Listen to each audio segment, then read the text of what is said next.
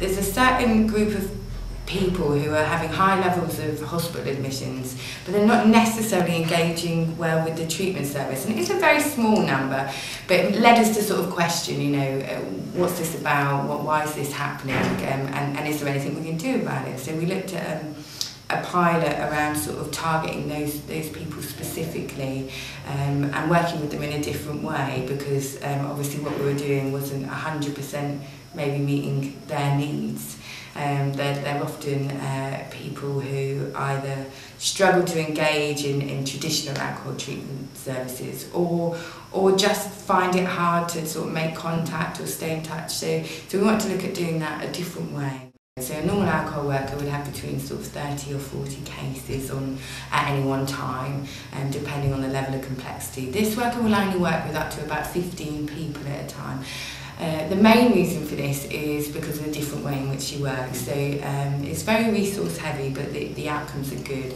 So she will use her time to sort of engage people in much more assertively. So she will tend to do a lot more home visiting, visiting with other professionals. She will visit out in the community to try and get people out of their homes, doing more activity. She'll be taking people to more of their other appointments to make sure, because often these are people with sort of multiple needs and they're not kind of engaging in any service. So she'll make sure they get to their mental health appointments or any physical health appointments they've got, or maybe any of the treatment options that normally would rely on people to get themselves there. She might do a bit of hand holding while they're going through that.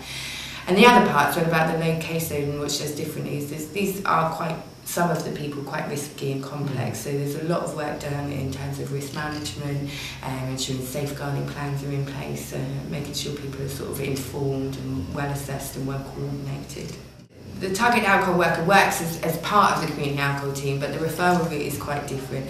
So we identify her caseload by looking at hospital data in relation to alcohol related hospital admissions.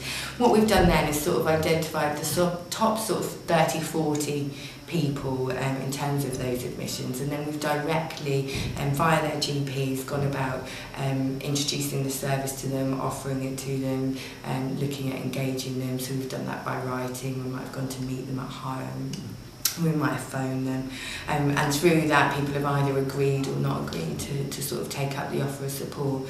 I suppose the other main difference is the length of time that we're offering this, because what we're doing is working very slowly at building that trust and engagement. Most alcohol clients will see for between sort of 3 to 6 months, whereas with this group of people, given their complex needs and the impact it's having on their health, is we'll work with them for around about a year.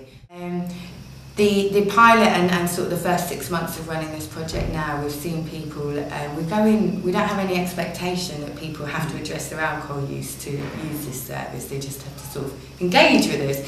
But the outcome has naturally been that as people have kind of made life improvements or had that sort of engagement, built up the relationship, they have started to address their alcohol use. So for at least 50% of the caseload, they're actively either abstaining from alcohol or working on controlling their alcohol use.